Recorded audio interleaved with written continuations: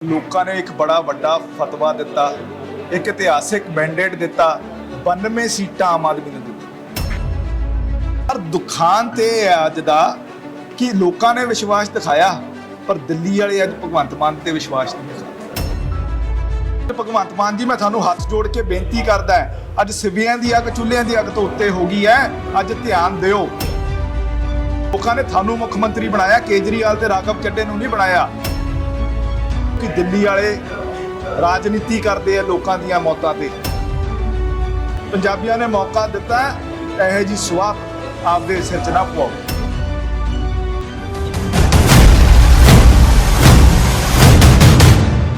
ਲੋਕਾਂ ਨੇ ਇੱਕ ਬੜਾ ਵੱਡਾ ਫਤਵਾ ਦਿੱਤਾ, ਇੱਕ ਇਤਿਹਾਸਿਕ ਮੈਂਡੇਟ ਦਿੱਤਾ, 92 ਸੀਟਾਂ ਆਮ ਆਦਮੀ ਨੂੰ ਦਿੱਤੀਆਂ। ਇੰਨਾ ਵਿਸ਼ਵਾਸ ਦਿਖਾਇਆ ਕਿ ਇਹ ਉਹਨਾਂ ਨੇ ਵੀ ਨਹੀਂ ਸੀ ਸੋਚਿਆ ਸਾਨੂੰ ਇੰਨੀਆਂ ਸੀਟਾਂ ਮਿਲਣਗੀਆਂ।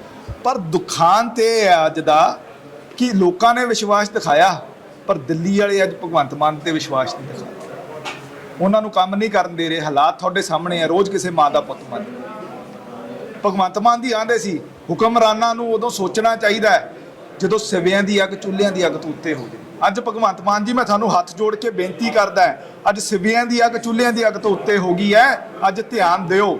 ਕਮਾਨ ਆਪਣੇ ਹੱਥ 'ਚ ਲਓ, ਦਿੱਲੀ ਵਾਲਿਆਂ ਦੇ ਹੱਥ 'ਚੋਂ ਕਮਾਨ ਛੱਡਾਓ। ਲੋਕਾਂ ਨੇ ਤੁਹਾਨੂੰ ਮੁੱਖ ਮੰਤਰੀ ਬਣਾਇਆ, ਕੇਜਰੀਵਾਲ ਤੇ ਰਾਘਵ ਚੱਡੇ ਨੂੰ ਨਹੀਂ ਬਣਾਇਆ। ਜਿਸ ਦਿਨ ਤੁਸੀਂ ਕਮਾਨ ਆਪਣੇ ਹੱਥ 'ਚ ਲੈ ਲਓਗੇ, ਪੰਜਾਬ ਦੇ ਮਾਵਾਂ ਦੇ ਪੁੱਤ ਮਰਨੇ ਬੰਦ ਹੋ ਜਾਣਗੇ। ਕਿਉਂਕਿ ਦਿੱਲੀ ਵਾਲੇ ਰਾਜਨੀਤੀ ਕਰਦੇ ਆ ਲੋਕਾਂ ਦੀਆਂ ਮੌਤਾਂ ਤੇ। ਇਹ ਰਾਜਨੀਤੀ ਬੰਦ ਕਰੋ। ਤੁਹਾਨੂੰ ਜਿੱਥੇ ਪੰਜਾਬੀਆਂ ਦੇ ਸਾਥ ਦੀ ਲੋੜ ਆ, ਸਾਡੇ ਸਾਥ ਦੀ ਲੋੜ ਆ, ਅਸੀਂ ਡਟ ਕੇ ਤੁਹਾਡੇ ਨਾਲ ਖੜਾਂਗੇ। ਪੰਜਾਬੀਆਂ ਨੇ ਮੌਕਾ ਦਿੱਤਾ, ਇਹੋ ਜੀ ਸਵਾਹ ਆਪਦੇ ਸਿਰ 'ਚ ਨਾ ਪਵਾਓ। ਦੇਖੋ, ਜਿਹੜੇ ਮਾਂ ਪਿਓ ਦਾ ਪੁੱਤ ਚਲੇ ਜਾਵੇ ਉਹਨੂੰ ਰਾਹਤ ਨਹੀਂ ਮਿਲ ਸਕਦੀ। ਫਿਰ ਉਹ ਸਿਆਸਤ ਕਰ ਰਹੇ ਇਹਨਾਂ ਚੀਜ਼ਾਂ ਦੇ ਉੱਤੇ। ਉਹਨਾਂ ਨੂੰ ਪਹਿਲਾਂ ਹੀ ਸਿਕਿਉਰਿਟੀ ਵਿਡਰੋ ਨਹੀਂ ਸੀ ਕਰਨੀ ਚਾਹੀਦੀ। ਜਿਹਨੂੰ ਥ੍ਰੈਟ ਹੈ, ਜੇ ਵਿਡਰੋ ਕੀਤੀ ਸੀ ਤੇ ਉਹ ਪਬਲਿਕ ਨਹੀਂ ਸੀ ਕਰਨੀ ਚਾਹੀਦੀ। ਕੀ ਅੱਜ ਕੇਜਰੀਵਾਲ ਨੂੰ 90 ਬੰਦੇ ਪੰਜਾਬ ਦੇ ਦਿੱਤੇ ਆ, ਰਾਘਵ ਚੱਡੇ ਨੂੰ 45 ਦਿੱਤੇ, ਇਹਨਾਂ ਨੇ ਆਪਣੇ ਪਰਿਵਾਰਕ ਮੈਂਬਰਾਂ ਨੂੰ 20 ਬੰਦੇ ਦਿੱਤੇ ਆ। ਦਿੱਲੀ ਦੇ ਹੋਰ ਲੀਡਰ ਹੈ ਜਿਨ੍ਹਾਂ ਨੂੰ ਪਾਠਕ ਕਰਕੇ 20 ਬੰਦੇ ਦਿੱਤੇ। ਕਾਹਦੇ ਲਈ ਦਿੱਤੇ ਆ? ਪੰਜਾਬ ਦੀ ਪੁਲਿਸ ਦਿੱਲੀ ਦੇ ਵਿੱਚ ਲਿਜਾ ਕੇ ਉਹਦੇ ਤੇ ਚਾਹੇ ਤਜਿੰਦਰ ਬੱਗਾ ਹੋਵੇ, ਚਾਹੇ ਅਲਕਾ ਲਾਂਬਾ ਹੋਵੇ, ਕਰਮਾਰ ਵਿਸ਼ਵਾਸ ਹੋਵੇ, ਆਪਣੇ ਪੋਲੀਟੀਕਲ ਸਕੋਰ ਸੈਟਲ ਕੀਤੇ ਜਾ ਰਹੇ ਹੈ। ਇਹ ਰਾਜਨੀਤੀ ਬੰਦ ਹੋਣੀ ਚਾਹੀਦੀ ਹੈ। ਲੋਕਾਂ ਦਾ ਮੂਰਖ ਬਣਾਉਣਾ ਬੰਦ ਹੋਣਾ ਚਾਹੀਦਾ ਹੈ। ਪੰਜਾਬ ਤੇ ਧਿਆਨ ਦੇਣਾ ਚਾਹੀਦਾ। ਦੇਖੋ, ਰਾਜਾ ਵੜਿੰਗ ਵੀ ਆਪਣੇ ਜਿਹੜੇ ਆਲ ਇੰਡੀਆ ਦੇ ਪ੍ਰਧਾਨ ਹੈ ਰਾਹੁਲ ਗਾਂਧੀ ਜੀ, ਉਸੇ ਦੀ ਕਾਪੀ ਹੈ। ਨਾ ਸਮਝ ਉਹਨਾਂ ਨੂੰ ਹੈ, ਨਾ ਸਮਝ ਇਹਨਾਂ ਨੂੰ। ਕੋਈ ਸਮਝ ਹੁੰਦੀ ਆਪਣੀ ਸੀਨੀਅਰ ਲੀਡਰਸ਼ਿਪ ਨੂੰ ਨਾਲ ਲੈ ਕੇ ਚੱਲਦੇ, ਇਹੋ ਜਿਹੇ ਨਾ ਬਚਕਾਨੇ ਬਿਆਨ ਦਿੰਦੇ। ਇਹ ਉਹੀ ਲੋਕ ਆ ਜਿਨ੍ਹਾਂ ਦੇ ਸਾਰਾ ਦਿਨ ਰਾਜਾ ਵੜਿੰਗ ਜੀ ਜਾ ਕੇ ਪੈਰੀਂ ਹੱਥ ਲਾਉਂਦੇ ਸੀ, ਆਂਦੇ ਸੀ ਆਸ਼ੀਰਵਾਦ ਦਿਓ ਮੈਨੂੰ, ਕੋਈ ਸੇਧ ਦਿਓ ਮੈਨੂੰ, ਮੈਂ ਕੁਝ ਕਰ ਸਕਾਂ।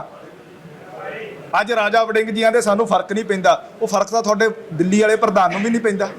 ਦੇਸ਼ ਦੇ ਵਿੱਚੋਂ ਕਾਂਗਰਸ ਖਤਮ ਹੋ ਗਈ, ਫਰਕ ਤਾਂ ਉਹਨੂੰ ਵੀ ਨਹੀਂ ਪੈਂਦਾ, ਤੁਹਾਨੂੰ ਵੀ ਕਾਹਦਾ ਪੈਣਾ? ਨਸਲ ਸੇਮ ਹੈ ਨਾ ਦੋਵਾਂ ਦੀ, ਇਹਨਾਂ ਨੂੰ ਫਰਕ ਪੈਣਾ ਹੀ ਨਹੀਂ। ਅਗਾਂਹ ਵੀ ਦੇਖਿਓ ਤੁਸੀਂ, ਆਗੇ ਆਗੇ ਦੇਖੋ ਹੋਤਾ ਹੈ ਕਿਆ। ਇੰਨੇ ਖਾਸ ਕਰ ਦੇਣਾ ਇਹਨਾਂ ਨੂੰ ਵੀ ਇਹਨਾਂ ਨੂੰ ਆਪ ਨਹੀਂ ਸਮਝ ਆਉਣੀ ਇਹਨਾਂ ਦਾ ਬਣਦਾ ਕੀ ਹੈ। ਸਮਾਂ ਆਉਣ ਦਿਓ, ਇਸ ਚੀਜ਼ ਦਾ ਜਵਾਬ ਉਹਨਾਂ ਨੂੰ ਸਮਾਂ ਦਿਓ।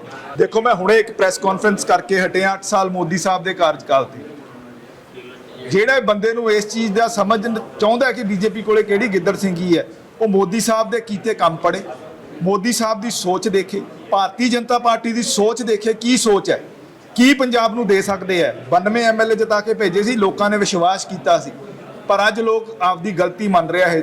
ਦੁਨੀਆ ਦੇ ਇਤਿਹਾਸ 'ਚ ਸਭ ਤੋਂ ਛੇਤੀ ਕੋਈ ਸਰਕਾਰ ਡਿੱਗੀ ਹੈ ਤੇ ਉਹ ਆਮ ਆਦਮੀ ਦੀ ਸਰਕਾਰ ਡਿੱਗੀ ਹੈ। ਅੱਜ ਲੋਕਾਂ ਨੂੰ ਵਿਸ਼ਵਾਸ ਹੈ ਕਿ ਜੇ ਸਾਨੂੰ ਕੋਈ ਅਮਨ ਚੈਨ ਦੇ ਸਕਦਾ, ਲਾਅ ਐਂਡ ਆਰਡਰ ਮੇਨਟੇਨ ਕਰ ਸਕਦਾ, ਸਾਡੇ ਪੁੱਤਾਂ ਨੂੰ ਸੁਰੱਖਿਅਤ ਰੱਖ ਸਕਦਾ, ਕਾਰੋਬਾਰੀਆਂ ਦਾ ਕਾਰੋਬਾਰ ਚਲਾ ਸਕਦਾ, ਤੇ ਉਹ ਸਿਰਫ ਔਰ ਸਿਰਫ ਨਰਿੰਦਰ ਮੋਦੀ।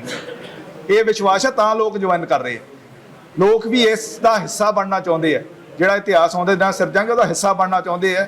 ਮੈਂ ਤਾਂ ਰਾਜੇ ਵੜਿੰਗ ਜੀ ਨੂੰ ਵੀ ਕਹੂੰਗਾ, ਆਓ ਇਹਦਾ ਹਿੱਸਾ ਬਣੋ, ਕੁਝ ਸਵਾਰੀਏ ਪੰਜਾਬ ਦਾ। ਅਭੀ ਤੋਂ ਪਾਰਟੀ ਆਂਦੇ ਹੈ ਨਾ ਸ਼ੁਰੂ ਹੋਈ ਹੈ, ਆਗੇ ਆਗੇ ਦੇਖੋ ਹੋਤਾ ਹੈ ਕਿ ਸਾਰਾ ਪੰਜਾਬ ਇਸ ਵੇਲੇ ਕਾਹਲਾ ਪਿਆ ਕਿ ਸਾਨੂੰ ਜੁਆਇਨ ਕਰਾਓ, ਸਾਨੂੰ ਜੁਆਇਨ ਕਰਾਓ।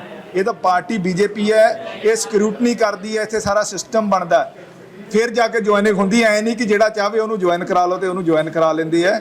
ਇੱਥੇ ਸਾਰਾ ਸਿਸਟਮ ਇਨ ਪ੍ਰੋਸੈਸ ਹੈ। ਆਉਂਦੇ ਦਿਨਾਂ 'ਚ ਤੁਹਾਨੂੰ ਹੋਰ ਵੀ ਵੱਡੇ ਚਿਹਰੇ, ਇਕੱਲੇ ਕਾਂਗਰਸ ਦੇ ਨਹੀਂ, ਅਕਾਲੀ ਦਲ ਨਹੀਂ, ਸਾਰੀਆਂ ਪਾਰਟੀਆਂ ਦੇ, ਚਾਹੇ ਹਰੇਕ ਪਾਰਟੀ ਦੇ ਵਿੱਚੋਂ, ਚਾਹੇ ਆਮ ਆਦਮੀ ਪਾਰਟੀ, ਹਰੇਕ ਦੇ ਵੱਡੇ ਚਿਹਰੇ ਤੁਹਾਨੂੰ ਭਾਰਤੀ ਜਨਤਾ ਪਾਰਟੀ ਦਾ ਸਾਥ ਦਿੰਦੇ ਨਜ਼ਰ ਆਉਣਗੇ। ਇਹ ਕੋਈ ਘਪਲਾ ਕਰ ਰਿਹਾ ਹੈ ਤੇ ਉਹਦੇ ਤੇ ਐਕਸ਼ਨ ਲੈਣਾ ਚਾਹੀਦਾ। ਜਿਹੜੀ ਸਰਕਾਰ ਨਹੀਂ ਲੈਂਦੀ ਉਹਦੀਆਂ ਗਲਤੀਆਂ, ਖਾਮੀਆਂ। ਜਿਹੜੇ ਲੈ ਰਹੇ ਆ, ਜਿਹੜੇ ਕੋਈ ਚੰਗਾ ਕੰਮ ਕਰੂ ਅਸੀਂ ਸ਼ਲਾਘਾ ਵੀ ਕਰਾਂਗੇ। ਚੰਗਾ ਕੰਮ ਕੀਤਾ ਹੈ। ਜੇ ਇਹਨਾਂ ਨੇ ਕੋਈ ਗੁਨਾਹ ਕੀਤਾ ਤੇ ਇਹਨਾਂ ਨੂੰ ਬਿਲਕੁਲ ਸਜ਼ਾ ਮਿਲਣੀ ਚਾਹੀਦੀ। ਦੇਖੋ ਅਸੀਂ ਵੋਟਾਂ ਦੀ ਰਾਜਨੀਤੀ ਨਹੀਂ ਕਰਦੇ। ਭਾਰਤੀ ਜਨਤਾ ਪਾਰਟੀ ਇੱਕ ਇਹੋ ਜਿਹੀ ਪਾਰਟੀ ਜਿਹੜੀ ਵੋਟਾਂ ਦੀ ਰਾਜਨੀਤੀ ਨਹੀਂ ਕਰਦੀ। ਅਸੀਂ ਆਪਦੀ ਆਈਡੀਓਲੋਜੀ ਦੀ ਰਾਜਨੀਤੀ ਕਰਦੇ ਹਾਂ, ਆਪਦੀ ਸੋਚ ਦੀ, ਆਪਦੀ ਨੀਤੀਆਂ ਦੀ ਰਾਜਨੀਤੀ ਕਰਦੇ ਹਾਂ। ਇਹ ਅਕਾਲੀ ਦਲ ਤੇ ਕਾਂਗਰਸ ਤੇ ਆਮ ਆਦਮੀ ਹੈ ਜਿਹੜੇ ਰਾਜ ਲੈਣ ਨੂੰ ਫਿਰਦੇ। ਸਾਡਾ ਕੋਈ ਰਾਜ ਲੈਣ ਦਾ ਐਡਾ ਹੈ ਨਹੀਂ। ਸਾਡੀ ਤਾਂ ਪਹਿਲਾਂ ਆਈਡੀਓਲੋਜੀ ਸਮਝ ਆਵੇ, ਆਈਡੀਓਲੋਜੀ ਤੇ ਅਸੀਂ ਤੁਰੀਏ, ਰਾਜ ਤਾਂ ਆਪੇ ਮਿਲ ਜਾਂਦੇ। ਰਾਜ ਲੈਣ ਪਿੱਛੇ ਨਹੀਂ ਅਸੀਂ ਭਾਈ। ਇੰਨਾ ਕੁਛ ਕੀਤਾ ਕੋਈ ਕਲਪਨਾ ਹੀ ਨਹੀਂ ਕਰ ਸਕਦਾ। 65 ਸਾਲਾਂ 'ਚ ਜਿੰਨੇ ਕੰਮ ਹੋਏ ਉਦੋਂ ਵੱਧ ਕੰਮ ਉਹਨਾਂ ਨੇ 8 ਸਾਲਾਂ 'ਚ ਕਰਤੇ। ਕੱਲੇ ਹਿੰਦੁਸਤਾਨ 'ਚ ਨਹੀਂ, ਅੱਜ ਇੱਕ ਇਹੋ ਜਿਹੇ ਪ੍ਰਧਾਨ ਮੰਤਰੀ ਹੈ ਜਿਹਦਾ ਰਿਸਪੈਕਟ ਪੂਰੀ ਦੁਨੀਆ ਦੇ ਵਿੱਚ ਹੈ। ਅੱਗੇ ਆਪਾਂ ਹੱਥ ਫੈਲਾਉਂਦੇ ਸੀਗੇ ਮਦਦ ਲਈ ਦੇਸ਼ ਦੇ ਵਿੱਚ, ਕਿਤੇ ਦੁਨੀਆ ਦੇ ਵਿੱਚ ਕੋਈ ਲੋੜ ਪੈ ਜਾਂਦੀ ਸੀ ਨਾ ਵੀ ਸਾਡੀ ਹਿੰਦੁਸਤਾਨ ਦੀ ਮਦਦ ਕਰੋ। ਅੱਜ ਜੇ ਆਪਾਂ ਦੁਨੀਆ ਦੇ ਵਿੱਚ ਹੱਥ ਅੱਗੇ ਕਰਦੇ ਆਂ ਤੇ ਲੋਕਾਂ ਨੂੰ ਕੋਈ ਮਦਦ ਲੈਣ ਲਈ ਕਿ ਹਿੰਦੁਸਤਾਨ ਤੁਹਾਡੀ ਆਹ ਮਦਦ ਕਰੂ, ਤੁਹਾਨੂੰ ਹਿੰਦੁਸਤਾਨ ਤੋਂ ਕੀ ਚਾਹੀਦਾ, ਇੰਨਾ ਫਰਕ ਹੈ ਦੋ ਚੀਜ਼ਾਂ 'ਚ।